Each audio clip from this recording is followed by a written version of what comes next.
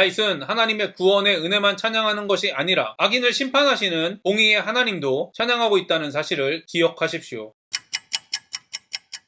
안녕하세요. 바이블 TMI의 마카리오스입니다. 오늘 본문은 시편 68편 19절부터 35절입니다. 오늘 말씀은 구원의 은혜와 악인을 심판하시는 공의를 균형 있게 찬양하고 있습니다. 오늘 말씀을 통해 구원자의 특징, 찬양의 이유, 신앙생활에 대해 깊이 묵상하는 시간이 되기를 바랍니다. 날마다 우리 짐을 지시는 주, 곧 우리의 구원이신 하나님을 찬송할지로다. 셀라. 하나님은 우리에게 구원의 하나님이시라. 사망에서 벗어남은 주 여호와로 말미암거니와. 많은 그리스도인들이 구원자이신 예수님을 2000년 전에 십자가를 지신 분으로 생각합니다. 맞습니다. 예수님은 2000년 전에 십자가를 지심으로 우리를 단번에 구원하셨습니다. 그러나 다윗은 구원자를 날마다 우리 짐을 지시는 주라고 말합니다. 그렇다면 많은 그리스도인들이 구원자로 믿는 예수님과 다윗이 구원자로 믿는 주는 다른 사람일까요? 구원은 단번에 완성되는 것인가요? 아니면 꾸준히 이루어 나가는 것인가요? 이미 여러 차례 말씀드렸지만 시간에 영향을 받지 않으시는 하나님의 입장에서 볼 때 구원은 예수님이 한 번 십자가를 지신 것으로 완성되었습니다. 그러나 시간의 지배를 받는 우리들의 입장에서 보면 구원은 날마다 우리 짐을 지시고 있는 예수님이 완성하는 과정입니다. 그리스도인은 하나님께서 이미 구원을 완성하셨으니 우리의 삶 속에서 예수님께서 날마다 짐을 지심으로 구원을 완성하고 있다는 것을 믿는 사람들입니다. 다윗은 날마다 구원을 이루시는 주님을 경험하고 찬양하고 있습니다. 다윗처럼 우리가 지금 이 순간도 예수님께서 우리 짐을 지고 있다는 것을 믿는다면 결코 함부로 살 수 없습니다. 자신의 능력으로 짐을 지려고 하지 않을 것입니다. 구원이 날마다 짐을 지려고 노력하는 여러분이 아닌 날마다 우리의 짐을 지고 있는 예수님에게 달려있다는 사실에 감사하십시오. 구원이 값없이 주어진 선물이라고 하는 이유는 바로 날마다 우리의 짐을 지고 있는 분이 우리가 아니라 예수님이기 때문입니다. 구원은 단지 죽어서 천국 가는 것이 아니라 이 땅에서 하나님의 자녀의 성품인 거룩한 삶을 사는 것입니다. 다시 말하면 다윗은 날마다 우리를 거룩하게 하시는 하나님을 찬양하고 있는 것입니다. 여러분 제발 부탁드립니다. 여러분의 의지와 능력으로 거룩해지려고 하지 마십시오. 하나님의 말씀에 순종하려고 하지 마십시오. 날마다 우리를 거룩하게 하시는 주를 믿고 경험하십시오. 그리스도인은 의지와 능력이 아닌 믿음으로 사는 사람이라는 것을 기억하십시오. 날마다 우리의 짐을 지어주시는 예수님, 날마다 우리를 거룩하게 하시는 예수님을 믿고 찬양하는 저와 여러분이 되기를 바랍니다. 그의 원수들의 머리, 곧 죄를 짓고 다니는 자의 정수리는 하나님이 쳐서 깨트리시리로다. 시편을 보면 다윗은 원수의 공격에 두려워하지 않는다고 여러 차례 고백했습니다. 21절은 다윗이 원수의 공격에 두려워하지 않는 이유를 말해주고 있습니다. 그렇습니다. 다윗은 하나님이 원수를 치실 것이라는 것을 알고 있었기 때문에 원수의 공격을 두려워하지 않았습니다. 우리가 원수의 공격에 넘어지는 이유는 하나님이 원수를 치지 않는 것처럼 생각하기 때문입니다. 다시 말하면 원수가 자신이 망할 것이라고 생각한 시간이 되었는데도 여전히 건재해 보이기 때문입니다. 그러나 성경은 분명히 말합니다. 우리의 원수들은 이 세상에서는 승승장구할 수 있어도 죽어 하나님의 심판대 앞에 설 때는 반드시 망합니다. 원수들이 세상에서 잘 되는 것을 부러워하지 마십시오. 이들은 겸손해져 하나님께 돌아올 기회를 놓친 것일 수도 있기 때문입니다. 하나님께 돌아오지 않는 사람들은 결국에는 망할 것이라는 것을 기억하시며 이들을 부러워하지 말고 오히려 긍휼한 마음으로 하나님께 돌아오기를 기도하는 저와 여러분이 되기를 바랍니다. 주께서 말씀하시기를 내가 그들을 바산에서 돌아오게 하며 바다 깊은 곳에서 도로 나오게 하고 내가 그들을 심히 치고 그들의 피에 내 발을 잠그게 하며 내 집에 개의 혀로 내 원수들에게서 제 분깃을 얻게 하리라 하시도다. 이 당시 바산은 강력하고 높은 산의 이미지로 사용되었습니다. 다윗은 높은 산부터 깊은 바다까지 하나님의 눈을 피할 곳이 없다는 것을 표현하고 있습니다. 그렇습니다. 하나님의 심판 앞에 원수는 도망칠 수 없습니다. 원수들은 반드시 하나님의 백성인 우리들 앞에 패배를 인정하게 될 것입니다. 많은 사람들이 피에 내 발을 잠그게 하며라는 표현을 보며 다윗을 매우 잔인한 사람이라고 생각합니다. 그러나 피에 내 발을 잠그게 하며라는 표현은 고대 근동에서 승리를 기념하는 글로 많이 사용되었습니다. 신학자 헤이트는 이렇게 말합니다. 그들이 살해된 후에 개들이 핥아먹었던 아합과 이세벨의 피에 적용되었던 것과 유사한 원수들에 대한 심판을 반영적인 언어로 표현한다. 그렇습니다. 다윗은 원수의 피에서 모욕한다는 잔인한 복수 복수의 이미지를 보여주는 것이 아니라 원수들에 대한 승리를 누구에게나 보일 수 있도록 당시의 문학 기법을 사용한 것입니다. 다윗은 원수들에 대한 심판이 반드시 있다는 것을 다양한 방법으로 보여주고 있는 것입니다. 구원을 거부하는 원수들에 대한 심판이 반드시 있다는 진리를 다른 사람에게 선포한 지 얼마나 되셨습니까? 성경이 구원의 은혜를 기록함과 동시에 구원을 거부하는 사람들의 심판에 대해 기록하고 있다는 것을 기억하십시오. 다윗은 하나님의 구원의 은혜만 찬양하는 것이 아니라 악인을 심판하시는 공의의 하나님도 찬양하고 있다는 사실을 기억하십시오. 하나님이여, 그들이 주께서 행차하심을 보았으니 곧 나의 하나님 나의 왕이 성소로 행차하시는 것이라. 소고치는 처녀들 중에서 노래 부르는 자들은 앞서고 악기를 연주하는 자들은 뒤따르나이다. 이스라엘의 근원에서 나온 너희여, 배 중에 하나님 곧 주를 송축할지어다. 거기에는 그들을 주관하는 작은 베냐민과 유다의 고관과 그들의 무리와 스불론의 고관과 납달리의 고관이 있도다. 다윗은 하나님의 임재하심을 보여주는 성소, 하나님의 능력을 의미하는 처녀들을 통해 승리는 하나님으로부터 온 것이라는 것을 보여주고 있습니다. 여기서 승리는 우리 짐을 지시는 구원자 예수님이 날마다 일하시는 것을 의미합니다. 반대로 말하면 우리 짐을 지시는 구원자 예수님과 멀어지면 패배한 것입니다. 많은 신학자들이 하나님과 동행하는 삶을 영적 승리로, 하나님과 멀어지는 삶을 영적 패배로 생각합니다. 다윗은 원수였던 사울을 물리치시는 하나님을 경험했습니다. 그래서 원수를 물리치는 일이 자신이 아니라 하나님에게 달려있다는 것을 몸소 체험했습니다. 다윗의 믿음의 고백은 이런 낮아진 삶을 통해 형성된 고백입니다. 저와 여러분의 고백은 낮아진 삶을 통해 형성되는 고백입니까? 아니면 뜨거운 열정이나 감정을 통해 형성된 사라져버릴 고백입니까? 구원은 오직 주님께 달려있다는 저와 여러분의 고백이 우리의 삶을 통해 형성된 고백이 되기를 간절히 소망합니다. 내 하나님이 너의 힘을 명령하셨도다. 하나님이여, 우리를 위하여 행하신 것을 경고하게 하소서. 다윗은 우리를 위하여 행하신 것, 즉 구원과 원수를 물리치는 일을 경고하게 해달라고 요청하고 있습니다. 그리스도인은 우리를 거룩하게 하시는 분이 하나님이라고 고백하는 사람들입니다. 자신의 의지와 능력으로 구원을 이루려고 하는 것을 포기하는 사람들입니다. 다윗은 큰 실수도 했지만 그 누구보다도 하나님을 사랑하고 하나님의 뜻에 합당하게 살기 위하여 노력한 사람이라고 인정받는 신앙인입니다. 신앙생활의 모범으로 여겨지는 다윗의 고백을 기억하십시오. 하나님이여, 우리를 위하여 행하신 것을 경고하게 하소서. 다윗은 자신의 순종과 행위가 아닌 하나님이 행하신 일을 경고하게 해달라고 말합니다. 칼빈은 이렇게 말합니다. 사람들은 항상 자기들의 형통함을 하나님께로 돌리는 대신 자기가 행한 것 같이 알고 자신에게 영광을 돌리고 있다. 그래서 다윗은 다시 한번 백성들에게 자기들의 승리는 자기들의 힘에 의해서 얻은 것이 아니라 위로부터 임한 능력에 의한 것임이었음을 기억하게 한다. 만약 그들이 전쟁터에서 용감했었다면 하나님께서 이러한 용기를 주신 것이었음을 그들에게 생각하도록 하여 하나님의 선하심을 무시하거나 모욕하는 교만에 빠지지 않도록 해준다. 그리스도인은 위로부터 임한 능력으로 행동하는 사람이라는 것을 기억하시며 신앙생활에 있어서만큼은 우리의 능력과 의지로 할 생각하지 말고 위로부터 주어지는 능력을 사모하고 위로부터 주어지는 능력으로만 신앙생활하는 저와 여러분이 되기를 간절히 소망합니다. 예루살렘에 있는 주의 전을 위하여 왕들이 주께 예물을 드리리이다. 구원받은 하나님의 백성은 구원자이신 예수 그리스도를 찬양하고 경배할 의무가 있습니다. 왜냐하면 구원은 하나님을 찬양하는 일을 기뻐하는 새로운 본성으로 다시 태어난 것이기 때문입니다. 새로운 본성을 통해 하나님을 찬양하고 헌신하는 저와 여러분이 되기를 간절히 바랍니다. 달밭의 들짐승과 수소의 무리와 만민의 송아지를 꾸짖으시고 은 조각을 발 아래에 밟으소서. 그가 전쟁을 즐기는 백성을 흩으셨도다. 고관들은 애굽에서 나오고 무스인은 하나님을 향하여 그 손을 신속히 들리로다. 땅의 왕국들아, 하나님께 노래하고 주께 찬송할지어다. 셀라. 30절에 묘사되는 단어들의 정확한 해석에 대해서는 논란이 많지만 이 단어들이 하나님의 기준을 반대하는 세력들을 의미한다는 데는 대부분의 학자들이 동의합니다. 다윗은 하나님께서 반대하는 자들을 흩으신다고 고백합니다. 더 나아가 다윗은 하나님을 반대하던 자들이 하나님께 항복하고 찬양한다고 말합니다. 하나님과 상관없던 이방인들이 구원을 받은 것을 보여주고 있는 것입니다. 지금의 모습을 보면 소망이 없어 보이는 사람들이 있습니다. 그러나 소망이 없어 보이는 사람들도 돌이켜 하나님을 믿고 찬양할 수 있다는 것을 기억하시며 이들을 포기하지 말고 인내하고 긍휼한 마음으로 하나님의 구원을 전하는 저와 여러분이 되기를 바랍니다. 옛적 하늘들의 하늘을 타신 자에게 찬송하라. 주께서 그 소리를 내시니 웅장한 소리로다. 너희는 하나님께 능력을 돌릴지어다. 그의 위엄이 이스라엘 위에 있고 그의 능력이 구름 속에 있도다. 하나님이여, 위엄을 성소에서 나타내시나이다. 이스라엘의 하나님은 그의 백성에게 힘과 능력을 주시나니 하나님을 찬송할지어다. 하나님께서는 타락 이후 계속해서 큰 소리를 내고 계십니다. 신학자 왈포드는 이렇게 말합니다. 하나님의 능력과 힘이 모든 이에게 분명히 나타났다. 하나님은 낮은 신들의 호칭을 변화시켰다. 즉 바알의 구름을 타는 자가 이제는 여호와의 애적 하늘들의 하늘을 타신 자가 되었고, 가나안 신들의 우두머리인 엘이 이제는 여호와의 이름인 이스라엘의 엘, 이스라엘의 하나님으로 알려졌다. 이 신은 고대 성소들을 주관하셨고, 이제는 하나님의 거룩한 곳과 하나님의 거룩한 백성과 또 나머지 세상을 다스리기 위해 이동하신 분이 바로 여호와 이스라엘의 하나님이라고 선언하고 있다. 다윗은 분명히 주께서